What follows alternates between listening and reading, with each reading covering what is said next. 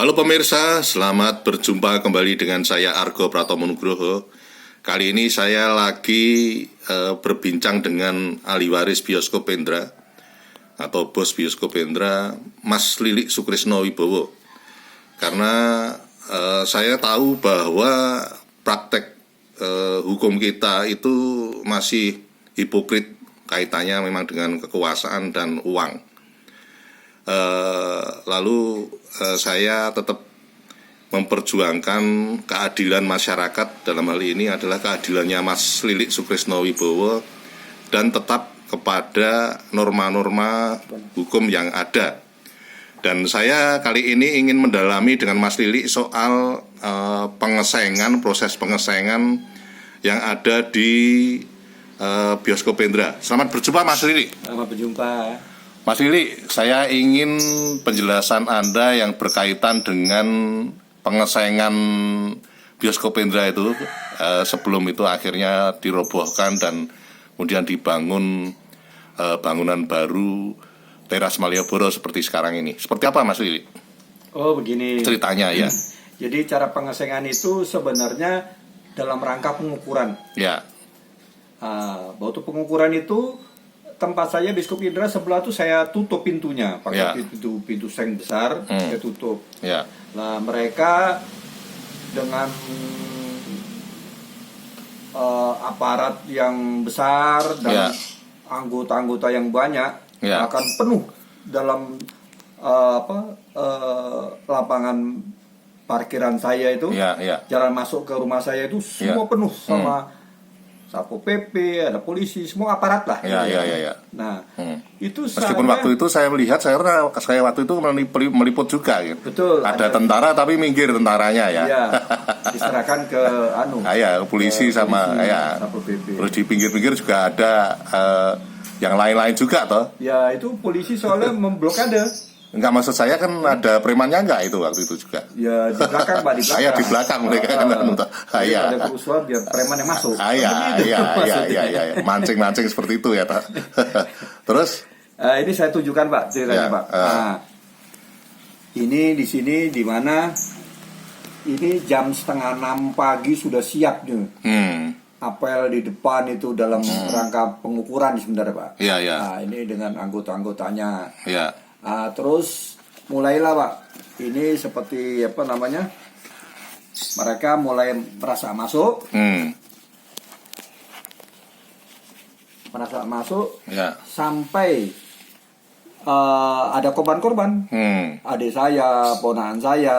Yang mana ini anunya? Tunjukin pakai jarinya Pak Lilik itu. Ini adik saya, korban itu. Ini jumlah artinya mereka dengan kekerasan juga. Betul. Ya. Ini. Ini ada Herman Abdurrahman ini. Sini. Itu ada kelihatan nih Herman dari sini. Nah, ini merintahin masuk, akhirnya sengnya dijebol sama Satpol PP itu. Akhirnya ya itu karena kita ngelarang-larang, kita sampai dipukul pura-pura saya. Cuma waktu itu nggak kepikiran divisum segala itu ya? Ada. Visumnya ada? Laporannya ada. Laporannya ada ya? Ada. Pak, tapi nggak jalan itu ya? Begitu. Padahal udah ada visumnya segala itu. Lah, ini saya tunjukkan visumnya Pak. Kan di sini sudah ada masuk berita koran. Iya. Lah ini kan ini Pak. Ini yang jelas Pak. Di sini, nah ini dia memasang ini loh Pak. Depan jalan tuh dipasang seperti untuk seng gitu rangka. Kami nolak. Kami nolak. Kami didorong rame-rame Pak. Didorong ke dalam, terus kita yang di dalam dibuang dulu keluar jalanan. Ini ponakan saya matanya kena, alisnya kena sikut itu berdarah. Siapa itu? Maya itu. Terus Uce, terus Isal, ini Wawan ada. Jadi udah lapor polisi. Visum udah buat visum, udah. Artinya penganiayaan itu sudah dilaporkan sudah. Tapi tidak jalan gitu ya. Betul. Sampai sekarang gitu. Iya. Ini ceritanya. Kita ketawa aja. Iya. Gitu ya terus. Betul. Iya. Terus? Begini Pak. Dengan masuknya mereka itu ke Biskup Indra itu, ya, itu kan dalam rangka dia itu mau Pak, mau buat pengukuran. ya, ya. Dalam pengukuran saya sudah protes. Mungkin Pak Argo juga syuting begitu. Iya. Saya tayangkan di televisi, tidak hanya dokumen. Keseluruhannya ada Pak. Iya. Ada yang datang siapa, yang tukang ukurnya, kepala BPN kotanya juga ada. Saya ngomong, saya bilang Bapak sebagai BPN harusnya sesuai peraturan pusat dong Pak. Ini tata Kepersiga 2, kenapa ambil paksa begini, saya bilang. Dasar apa? Dia nggak bisa bilang apa-apa, pokoknya suruh anak buahnya ngukur. Masuk rumah saya nggak boleh. Ya udah, nanti ngukurnya nanti bisa disambung sendiri yang data yang ada. Dia bilang begitu Pak. Tidak, Bapak sudah saya gitu. Terus saya bilang sama kepala BPN itu, tidak bisa Pak, saya tidak mau. Ini bilang saya ini tanah saya, kenapa diukur-ukur?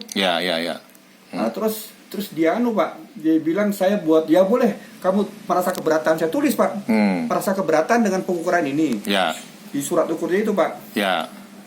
Saya paraf, terus saya kan Bapak ada sebelah saya. Iya memang ada. Ya itu apa namanya kejadiannya itu Pak. Jadi kembali lagi Pak, sebenarnya ini kita cerita dari awal lagi Pak. Iya. Tapi agak disingkat Mas, karena kan betul. Terbatasan ini waktu ya. Biskup Indra, gitu. Ini rumah induk rumah saya.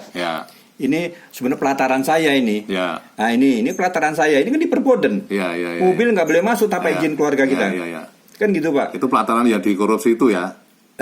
Yang dimasukin betul 2000 berapa itu. Betul, jadi 900 ya. Ini tahun 70-an nih Pak. Di Perboden. Ini tahun 2010. Ini awal. Ini kan rumah saya. Nah itu cerita Pak. Terus ini di sini jelas, gitu. Ini rumah induk di samping itu ya. Samping sebelah ini. Artinya Anda kan tinggal di situ kan. Ini mbah saya, mbah buyut saya, direktur pertama, kedua, ibu saya, semua keluarga saya tinggal di sini. Iya. Dan ini lapangan ini buat keluar masuk saya. Iya. Artinya jadi jalan itu. Betul, jalan Mbak menuju ke rumah saya. Nah ini ibu saya Pak. Ibu saya yang ini nenek buyut. Ini nenek saya. Ini adik-adiknya. Ini tinggal di sini. Di Biskup Indra itu. Mobilnya aja sekarang mobil kuno itu ya. Iya, udah rontok Pak. Udah rontok. Nah ini keluarga Anda ini ya. Kamu yang mana ini Pak Lili? Ini saya ini. Ya. Ini Tony Satriono, Rianti, ini Titi, ini ibu saya, Sony, Tuti, Mas Eki, Beni, Uce. Itu fotonya di rumah juga itu ya? Ya. Di Indra aja fotonya. Terus? Nah, terus kejadian itu Pak, kejadian apa namanya? Penutupan. Ini kan akses jalan saya Pak. Ini keluar mobil, saya gebiok dibuka, saya keluar masuk, kan gitu. Motor apa. Jadi buat kehidupan saya dari sini Pak. Jalan besar itu. Yang akhirnya itu di tembok itu ya itu. Ini adik saya di ruang tamu, ini ruang tamunya. Ini jalan keluarnya kan ada jalan keluar ke sini Pak. Nah itu posisinya. Ini adik saya ini. Setelah itu kan tuh ditutup sama mereka itu. Betul. Lah ini Pak, ini saya. Ini ruangan saya, ini ruang tamunya, ini anunya, ini dalam rangka mau nutup Pak, waktu pengukuran langsung ditutup. Oke, terakhir Pak Lili. Ini Pak, sebentar Pak, ini warung saya, karena kita tutup ya pintu masuknya, tapi pintu masuk ada. Terus di sini, ini akses. Ini warung tadi, warung saya itu, ini jalan keluar ke Malioboro kan, ini otomatis lalu lintasnya untuk keluarga saya. Dari zaman dulu. Tiba-tiba di seng, Pak. Rumah saya ditutup sama seng. Ini, Pak, tuh. Di seng. Ini dalam rangka waktu pengesengan itu kan saya di sini. Ini mau di bulldozer, Pak. Di dalam rangka bulldozer, diseng. Oke Pak Lili, sampai di situ dulu ya. Nanti lain kali saya akan datang lagi karena keterbatasan waktu. Terima kasih Pak Lili. Oh iya, terima kasih. Atau terakhir Anda akan bicara itu sebentar ya. Sebenarnya ini data, saya beri contoh data itu bahwa itu aset itu adalah tanah jalan mau masuk itu adalah milik saya. Iya. Kok bisa diambil alih, diseng tuh dasar apa dia? Iya. Karena yang disewa sama Bioskop Indra tuh tidak dari bioskopnya itu hanya bioskopnya aja. Iya. Kesana sama ada parkiran sepeda di sebelah kanan ada. Kalau malah ngerauk kabeh gitu ya. Sarannya kan gitu toh. Iya. Terus bisa warung saya pun juga diambil semua. Iya. Ada CCTV. Bahkan saat jalan-jalannya itu tadi kan diambil semua. Iya. Itu kan merampas hak tuh namanya. Meskipun Anda tahu anunya laporannya termasuk di DPR segala kan lebih kecil dari itu toh. Ya sekarang berarti itu kejam, Pak. Iya. Padahal dulu waktu zaman tahun 44 pada tanggal 30 Maret tahun 44 disewa oleh Eigu Hayu Sa Jawasiga. Oleh Jepang itu ya. Oleh Jepang. Ya. Perusahaan Jepang namanya Eigu Sa Jawasiga, cabang Yogyakarta. Terus bioskop itu diberi nama Fuji. Sama dia ya. Ya. Artinya bahwa Jepang aja yang penjajah itu aja dia mau bayar nyewa aja. Kalau sekarang aja yang di Republik sekarang ini malah ngambil begitu saja. Lebih kejam dari Jepang. Oh, gitu ya. Lebih kejam daripada penjajah gitu. Iya. Sama rakyat sendiri gitu tega sekali kok. Nggak ada kita. Lah sekarang kalau penutupan pintu, artinya kan itu melanggar hukum, Pak. Ada pasalnya. Tapi sampai sekarang tuh nggak peduli dia. Gimana itu? Akses saya keluar masuk udah nggak bisa. Kehidupan saya jadi susah. Ya, inilah praktek hukum di negara kita sampai sekarang yang saya sebut masih hipokrit itu tadi, Pak.